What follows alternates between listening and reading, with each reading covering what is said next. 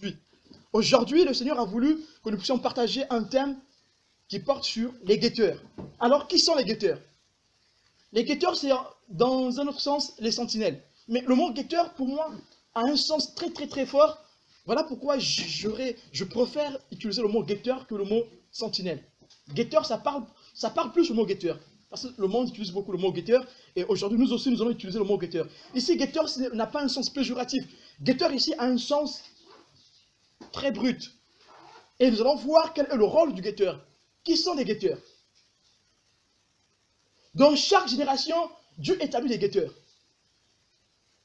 Dans chaque génération, dans chaque peuple, dans chaque nation, dans chaque famille, Dieu établit des guetteurs. Mais comme toujours nous l'avons dit, il faut qu'il y ait un cœur disposé. Il faut qu'il y ait quelqu'un qui dise oui pour que ce guetteur soit établi. Nous allons prendre l'exemple d'Ézéchiel. Ce soir, nous allons travailler sur Ézéchiel. Ézéchiel, c'est un guetteur. Dieu établit Ézéchiel comme guetteur pour le peuple d'Israël. On va lire Ézéchiel chapitre 33, versets 1 à 14.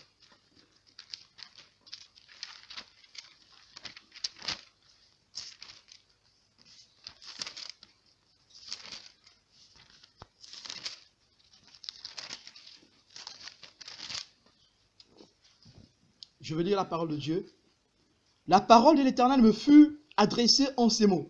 Fils de l'homme, parle aux enfants de ton peuple et dis-leur, lorsque je fais venir l'épée sur un pays et que le peuple du pays prend dans son sein un homme et l'établit comme sentinelle, comme guetteur, si cet homme voit venir l'épée sur le pays, sonne de la trompette et avertit le peuple, et si celui qui entend le son de la trompette ne se laisse pas avertir et que l'épée vienne le surprendre, son sang sera sur sa tête.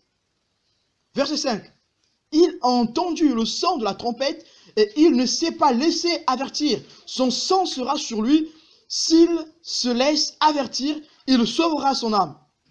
Si le guetteur voit venir l'épée et ne sonne pas de la trompette, si le peuple n'est pas averti et que l'épée vienne enlever à quelqu'un la vie, celui-ci périra à cause de son iniquité. Mais je redemanderai son sang au guetteur.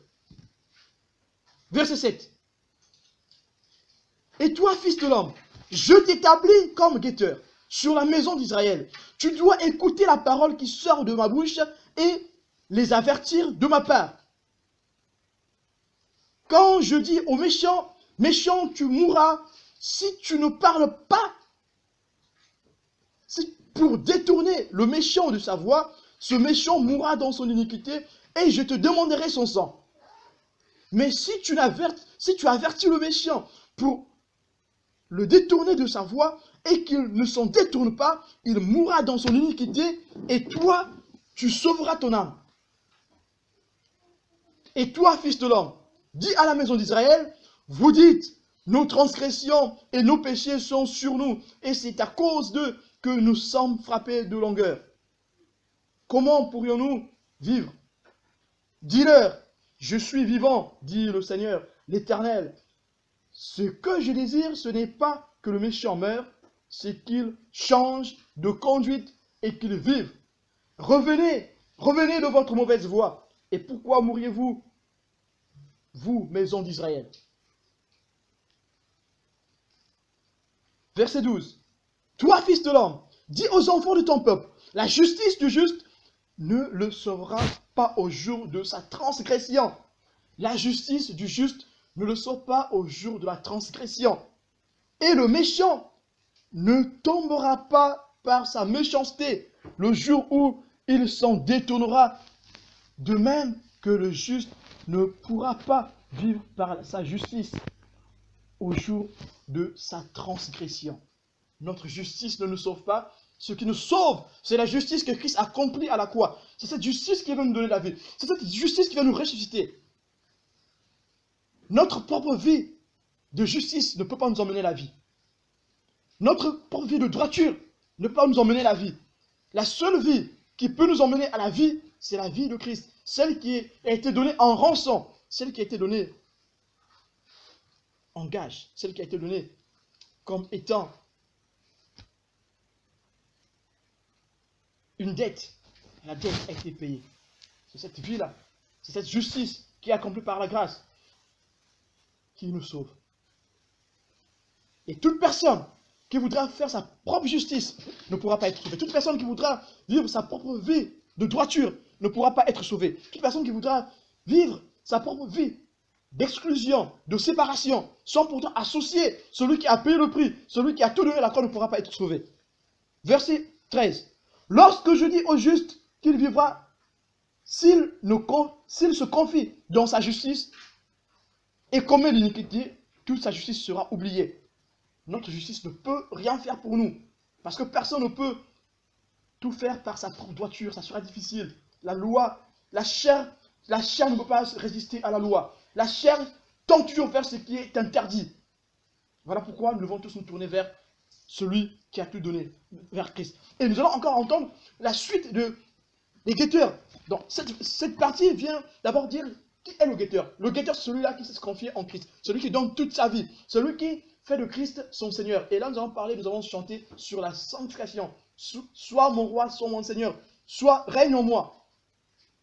Que tout en moi soit à toi. Et là, nous parlons d'une vie de consécration. Nous parlons d'une vie de guetteur. Le guetteur, c'est celui qui ne fait pas sa propre justice.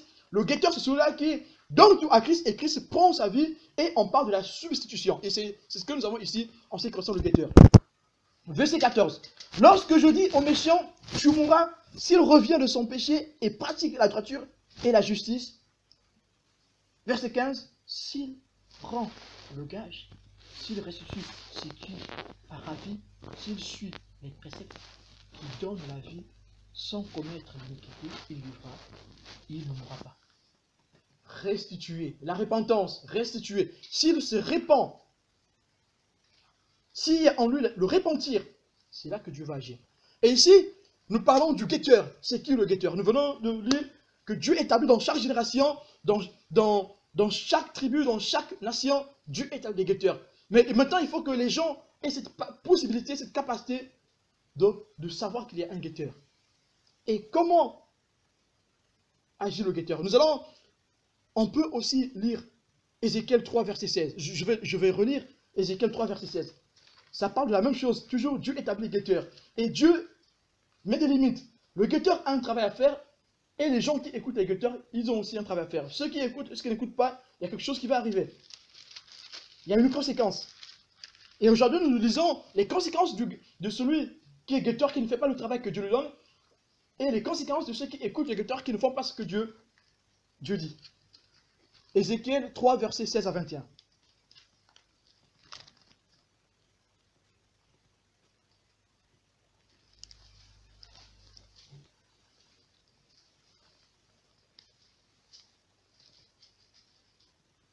Au bout de 7 jours, la parole de l'Éternel me fut adressée en ces mots. Fils de l'homme, j'ai t'établi comme guetteur sur la maison d'Israël. Tu écouteras la parole qui sortira de ma bouche. Et tu les avertiras de ma part. Quand je dirai aux méchants, tu ne mourras, si tu n'avertis pas, si tu ne parles pas pour détourner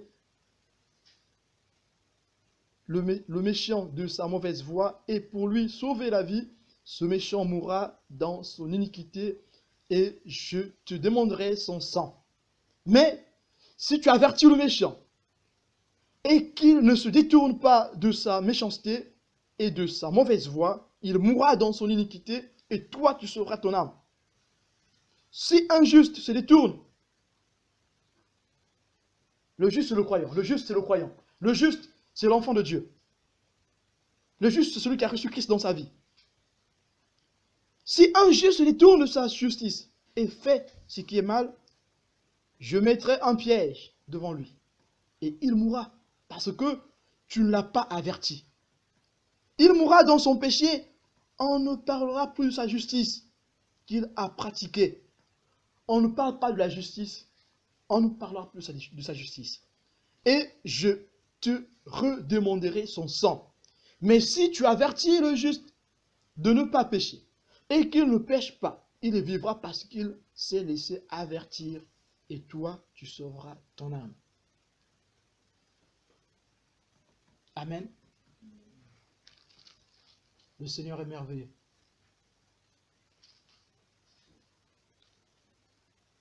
Mais qui est le guetteur? Comment devient-on guetteur? On va revenir sur ces deux points. Qui est le guetteur et comment devient-on guetteur? On va voir comment on devient guetteur. On va prendre l'exemple de deux guetteurs. Ézéchiel, c'est un guetteur. Jérémie, c'est un guetteur. Nous allons voir quelles sont les caractéristiques qui font d'Ézéchiel et de Jérémie des guetteurs, des sentinelles, ceux qui se mettent à la tour pour veiller pour la nation. Comme Habakkuk aussi, c'est un guetteur. Quelles sont les caractéristiques qui sont inhérentes à ces deux personnes? Quelles sont les caractéristiques qui sont inhérentes à la vie de guetteur, à la vie de sentinelle? Ézéchiel, si quelqu'un veut lire Ézéchiel chapitre 3, verset 1 à 2, on va voir ce qui se passe, ce que Dieu dit pour lui, pour Jérémie. Et Ézéchiel chapitre 3, verset 1 à 2. Celui qui me parlait me dit, fils d'homme, mange ce qui t'est présenté, avale ce rouleau, puis il va parler à la communauté d'Israël. Amen.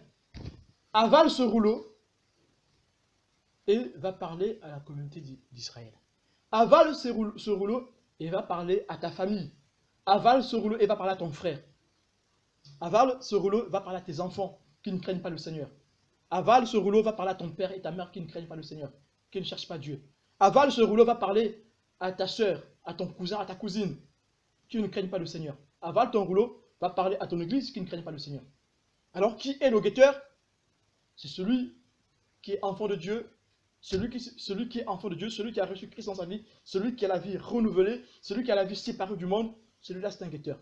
À partir du moment où tu reconnais que ton corps est devenu le temple du Saint-Esprit, tu es devenu guetteur. Parce que nous sommes des témoins. Et c'est ce qui est dit dans les évangiles synoptiques, dans les trois évangiles, Matthieu, Marc et Luc. On parle bien de la même chose. Je fais de vous les témoins. Nous sommes des témoins de Jésus-Christ. Nous annonçons la bonne nouvelle de la résurrection, la nouvelle du salut que Dieu accorde par son Fils, la nouvelle du salut que Dieu accorde par celui qui s'est livré à la croix. Oui, nous sommes tous des guetteurs. Alors, si quelqu'un me dit que je ne suis pas guetteur parce que je n'ai pas le don de prophétie, je suis désolé, tous nous sommes des guetteurs. Et comment va agir le guetteur? Mais oui, tous nous sommes des guetteurs. Après, chaque guetteur aura une certaine dimension de consécration, chaque guetteur aura une certaine dimension de grâce pour pouvoir faire un certain ministère. Mais tous, au départ, nous sommes des guetteurs. Et le guetteur qui ne va pas dire, qui ne va pas parler de la part de Dieu, on va en revenir, il y aura des conséquences. Mais ici, nous voulons déjà parler de la caractéristique inhérente à la vie de guetteur. Ici, nous voyons que Dieu dit quoi? Prends le rouleau, mange-le. Alors, est-ce que quelqu'un peut me dire, le rouleau représente quoi? Le rouleau représente la parole de Dieu. Et manger le rouleau représente quoi?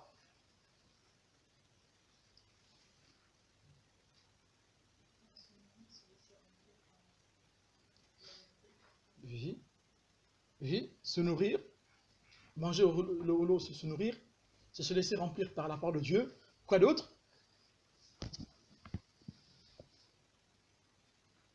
Quelqu'un peut dire autre chose?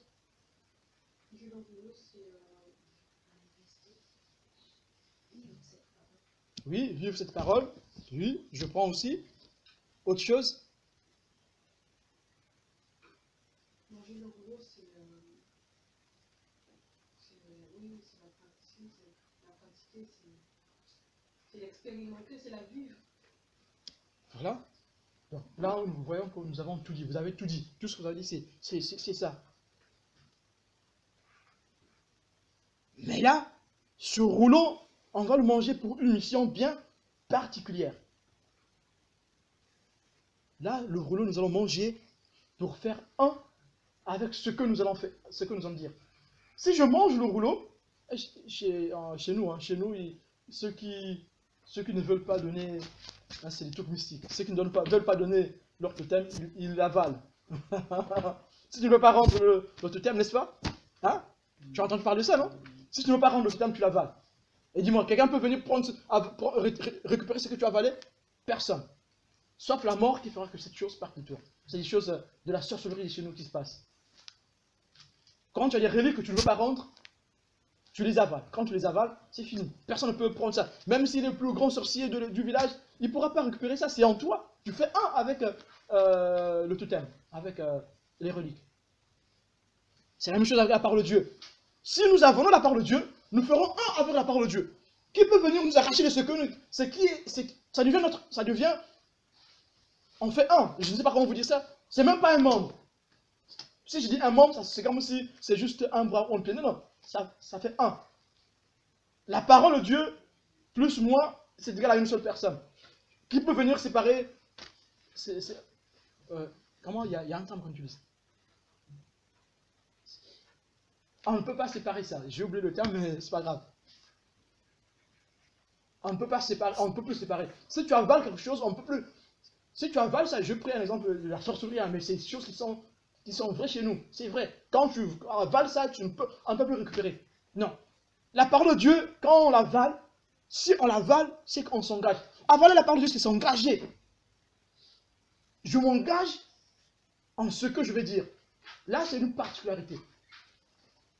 Je m'engage pas juste pour ma propre vie, mais je m'engage avec cette parole pour ce que je vais dire. Je ne dirai pas les choses auxquelles moi-même j'y crois pas. Non seulement que je les vis, mais je dois croire et il faut que ça soit un. Il faut que je forme un avec cette parole. Et là, ici, donc, pour être un bon guetteur, il faut faire un avec la parole de Dieu. Recevoir la parole de Dieu et s'engager envers elle avant de la proclamer. Là, tu es un bon guetteur. Là, on commence à savoir qui est le guetteur. Deuxième chose, deuxième caractéristique inhérente au guetteur, c'est le Saint-Esprit. On n'a pas le temps de lire. Si vous lisez le livre de Jérémie, toutefois que Jérémie donne des oracles du Seigneur, il dit, l'Esprit de Dieu vient rentrer en moi. On dit bien, l'Esprit de Dieu vient rentrer en lui. Cette parole qui est en toi, cette parole que nous avons mangée, que nous avons avalée, pour être vivante, il faut que l'Esprit vienne régner. Nous sommes l'Esprit, et la Bible précise tout le temps. Lisez tout le livre d'Ézéchiel. Ça sert à rien que je vous lise les versets. C'est donc presque dans tous les livres. L'Esprit de Dieu est venu rentrer en moi et je me suis mis debout. Il répète ça tout le temps. Vous allez dans le chapitre 3, vous allez lire ça. Dans le chapitre 4, vous allez lire ça. Dans le chapitre 2, vous allez lire ça. L'Esprit de Dieu entre en moi, je suis debout. Si tu avales la parole de Dieu, le Saint-Esprit qui a ressuscité Christ des souffles des morts, le troisième jour, viendra te ressusciter dans ta léthargie spirituelle et tu seras debout parce que tu as accepté d'avaler, parce que tu as ouvert ta bouche. L'Esprit de Dieu va rentrer en toi, va donner vie en ce qu'il est en toi et tu pourras être le témoin du Seigneur. Tu ne seras pas le bon témoin du Seigneur si tu n'avales pas la parole de Dieu. Tu ne seras pas le bon témoin du Seigneur si tu ne laisses pas l'Esprit de Dieu te remplir, rentrer en toi. La vie de Jérémie. Jérémie, chapitre 1, verset 9. L'Éternel appelle Jérémie. L'Éternel dit à Jérémie, je ne veux pas lire, on n'a pas assez de temps. Vous pouvez vérifier. Jérémie 1, verset 9. Je t'ai choisi depuis le sein de ta mère. Jérémie dit, mais moi je ne suis qu'un enfant. Je ne sais même pas parler. Qu'est-ce que le Seigneur dit? Je mettrai ma parole dans ta bouche. Jérémie ouvre la bouche. Il met. Ça entre. La parole entre. Et Jérémie reprend vie. Et Jérémie peut aller annoncer. Jérémie est allé annoncer parce que la parole de Dieu est rentrée en lui. Il a mangé la parole de Dieu. C'est que, parfois on ne comprend pas, on pense que Dieu a mis les paroles dans la bouche de Jérémie pour que Jérémie aille juste les dire. Non. Dieu a mis les paroles dans la bouche de Jérémie pour que Jérémie s'engage, pour que Jérémie mange pour lui-même, qu'il sente comment cette parole est, pour que Jérémie sente, vive elle-même la parole, pour que Jérémie s'engage elle-même dans cette parole avant d'aller l'annoncer, avant d'aller la partager. On ne peut pas être un bon témoin s'il n'y a pas un engagement envers cette parole que nous voulons annoncer. La parole que nous annonçons aura de l'efficacité, on aura de l'assurance dans cette proclamation si nous-mêmes nous engageons à annoncer la parole. Or, le travail, qu'est-ce que nous faisons? Quel travail que nous faisons ici? Nous faisons le travail de l'évangélisation. Je vous assure que je n'y ai pas pensé. Je suis en train de vous dire ça juste en live. J'ai pensé à rien du tout. Tout ce que je suis en train de dire là, le message est venu tout seul. C'est pas que je n'ai pas réfléchi du tout. Ce message que nous sommes en train de donner ce soir nous concerne Exactement parce que nous donnons la vie. Nous évangélisons. Comment pouvons-nous apporter la vie si nous-mêmes, nous ne nous engageons pas à cette vie-là? La parole que nous apportons aux autres aura de l'efficacité quand nous-mêmes, nous nous sommes engagés dans cette parole. Alors nous allons dire, mais comment s'engager dans cette parole? Tous nous le savons. Engagé dans cette parole commence déjà par se séparer du monde. Et la vraie séparation, et cette séparation, c'est ce qu'on appelle la sanctification. Mais sans oublier que cette sanctification, que cette parole que nous allons manger a de l'efficacité que par la puissance du Saint-Esprit. Voilà pourquoi la vraie sanctification, la sanctification qui tienne, viendra de la puissance de l'Esprit qui vient nous vivifier, qui vient ranimer notre âme, notre esprit, et nous pouvons être debout pour lutter contre le péché, pour s'écarter du monde, pour s'éloigner du monde. Si nous ne laissons pas imbibés par la parole, si nous buvons la parole de Dieu, et si nous ne laissons pas l'Esprit de Dieu venir rentrer en nous, s'imprégner en nous, cette parole que nous prêchons sera une parole morte, ça sera qu'une lettre. Et nous ne voulons pas travailler en vain, nous ne voulons pas prêcher une lettre, nous voulons prêcher une parole qui est vivante. Voilà pourquoi l'Esprit doit venir rentrer en nous. Et si l'Esprit rentre en nous, on donnera la vie. Et cette parole est vivante pour le travail que nous faisons. Nous faisons de l'évangélisation. Vous vous souvenez, la dernière fois, je vous ai donné la révélation du Seigneur. Dieu appelle le travail que nous faisons de l'échafaudage. Et vous allez me dire, mais d'où vient ce terme? Et vous croyez que quelqu'un de normal peut trouver ce terme en lui-même? Quelqu'un qui est normal peut se réveiller, bon, Emmanuel, Fabrice, c'est ce travail que vous faites, c'est de l'échafaudage. En tout cas, il faut être philosophe. Hein. Moi, à mon niveau, je ne peux pas imaginer une telle phrase. Un tel mot, étant humain, je ne peux pas faire cette corrélation. Pour faire ce parallélisme, pour faire cette corrélation, il faut seulement avoir un esprit intelligent. En fait, il faut que cette intelligence vienne d'ailleurs, vienne du Seigneur. Et le Seigneur qui est tout-puissant, qui vient faire une... Même si je disais ça pour vous convaincre, vous croyez que je peux m'asseoir et puis réfléchir, venir vous dire, bon, le travail que nous faisons, je trouverai autre chose. Je vous assure que je trouverai autre chose. Ça ne sera pas le mot échafaudage, parce que je ne suis pas maçon. J'ai fait un peu de la maçonnerie, hein. Je sais faire la terre, tout ça, mais faire une corrélation entre le travail que nous faisons et l'échafaudage, ça ne peut que venir de l'esprit. Ça ne peut pas venir de l'intelligence de l'homme. Je suis désolé. Peut-être que j'ai fait les sciences, oui, c'est vrai. Ça, je ne veux pas refuser. J'ai fait beaucoup de sciences, mais cela ne fait pas de moi un génie dans le sens de venir faire cette corrélation-là. Le travail que nous faisons d'évangélisation, de prière, de suivi d'âme, c'est l'échafaudage. L'échafaudage pour la construction de la maison du Père. Nous travaillons tous pour la maison du Père. Nous ne travaillons pour personne. Ni pour Emmanuel, ni pour Fabrice, ni pour Maëva, ni pour je ne sais pas. Ni pour personne. Ce travail que nous le faisons pour le Seigneur. Et si nous faisons le travail pour le Seigneur, si nous sommes vraiment... si le travail que nous faisons, c'est de l'échafaudage, qui permet que la maison s'isse plus haut, il faut qu'on prenne ça au sérieux.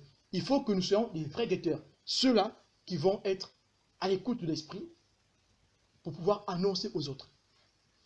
J'annoncerai à mes frères. On pourra annoncer à nos frères que si nous sommes des bons guetteurs, si nous sommes ceux-là qui veillent. Nous avons Habakkuk 2 donne ça, il dit ça, qu'est-ce qu'il dit? Il dit, nous devons être à la tour, se tenir à la tour et veiller. C'est là que nous serons des bons guetteurs. Et là, nous avons d'autres caractéristiques.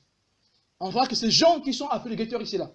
On a vu pour Jérémie, à qui on met la main sur la bouche. On a vu Ézéchiel, à qui on donne le rouleau à avaler.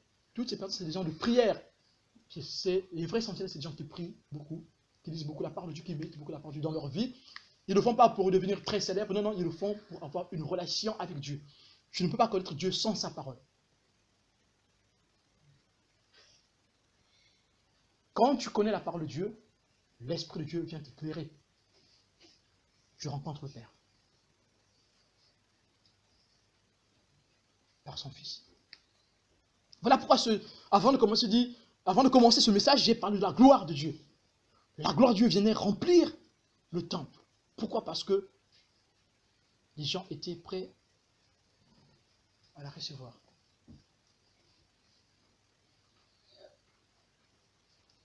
Le message qui nous concerne ce soir porte sur les guetteurs. Le guetteur, c'est celui-là qui ouvre sa bouche, qui avale, qui laisse l'Esprit de Dieu rentrer en lui, qui s'engage envers cette parole qu'il a reçue ou qu'elle a reçue avant de le proclamer. Le guetteur, c'est celui-là qui ne dit pas ce qu'il pense. Le guetteur, c'est celui-là qui dit ce que Dieu lui demande de dire. C'est ce que nous avons lu dans les deux livres, Jérémie 3 et Jérémie 33. Jérémie devait dire ce que Dieu a dit. Alors, si tu es guetteur et que tu refuses de dire ce que Dieu dit, la conséquence, on l'a vu sur Ésaïe. Oui, Ésaïe, c'est aussi un guetteur. Mais il y a eu quoi comme conséquence? Ésaïe n'a pas blâmé Osias, le roi Osias. Ça, vous lisez les premiers livres, les 5 premiers livres d'Ésaïe, vous allez lire ce qui s'est passé. Osias a blasphémé le temple. Étant roi, il n'avait pas le droit de rentrer dans le lieu très saint. Le saint des saints. Il n'avait pas ce droit. À cause de son orgueil. L'Éternel était avec lui au départ. Il a eu des victoires. Il a eu des victoires avec des peuples allophiles. Il y a eu des victoires soutenues par l'Éternel. Après, il est devenu orgueilleux. Il a voulu aller brûler l'encens lui-même, au lieu de le laisser le prêtre qui avait le droit. Et même tous les prêtres n'avaient pas ce droit. Il y avait un seul prêtre dans la nation qui avait le droit de brûler l'encens. Mais lui, il a désobéi à cette règle. Il est rentré dans le lieu très saint. Et il a brûlé l'encens. Osias est sorti de là avec la lèpre. Osias est sorti de là avec la lèpre. Oui, Osias est sorti de là avec la lèpre. Et c'est son fils Joatam qui a pris le pouvoir. Et Osias a dirigé son pouvoir étant cloîtré, séparé. Et il a dirigé à distance par le biais de son fils Joatam. La conséquence, pourquoi Osias est arrivé jusqu'à faire cela? Parce que Ésaïe n'a pas fait son travail comme il le fallait. Et qu'est-ce que nous venons de lire? Si le guetteur ne dit pas ce qu'il faut, et que quelqu'un meurt, quelqu'un est frappé par l'Éternel, la personne sera frappée parce qu'il n'a pas écouté, mais le guetteur, Dieu va lui demander les comptes. Ici, qu'est-ce qui va se passer? L'Éternel a fait plusieurs années sans pourtant parler au peuple d'Israël. Plusieurs années. À l'époque de la vie du roi Osias, l'Éternel n'a plus parlé. Ça, c'est l'histoire qui le dit. Vous allez aller lire dans les Écritures. L'Éternel n'a plus parlé au peuple d'Israël jusqu'à ce qu'il meure. Et si vous lisez Ésaïe chapitre 6, à partir du verset 1, Ésaïe va dire, la parole de l'Éternel me fut adressée. Ésaïe a vu la gloire de Dieu, le Seigneur assis sur le trône. Quand on parle du Seigneur, c'est une manifestation. Personne n'a jamais vu Dieu. Mais le Seigneur se manifeste sous plusieurs formes, sous plusieurs visions. Et voilà pourquoi la Bible parle de Dieu a donné diverses visions. Il s'est manifesté comme il le voulait, comme il le pouvait. Il est souverain, le Seigneur Dieu. Il fait ce qu'il veut, il dépend de personne. Il n'a des comptes à rendre à personne. Et il s'est manifesté à qui il veut, comme il veut, quand il veut. Et là, Ésaïe a pu le voir. Des années plus tard, jusqu'à ce que Osias soit mort. Ésaïe a été puni. Et pourtant, Ésaïe, c'est le grand prophète. Il n'y en a pas deux. Il n'y en a pas deux comme Ésaïe qui ont prophétisé sur la naissance de Christ. Ésaïe, c'est le prophète du salut. Déjà, son nom signifie le salut. Le Seigneur est le salut. Son nom déjà signifie salut. Il n'y a pas deux dans la Bible qui parlent du salut comme Ésaïe. Dans l'Ancien Testament, il n'y a pas deux qui parlent du salut comme Ésaïe. Il n'y en a pas deux qui prophétisent sur la naissance de Christ comme Ésaïe. Il a donné des détails insondables. Mais il a été puni pourquoi? Parce qu'il n'a pas blâmé Osias comme il le fallait. Le laxisme. Si tu es guetteur, il faut t'engager sans pourtant rien abandonner, rien laisser. Aujourd'hui, c'est ce que Dieu nous enseigne.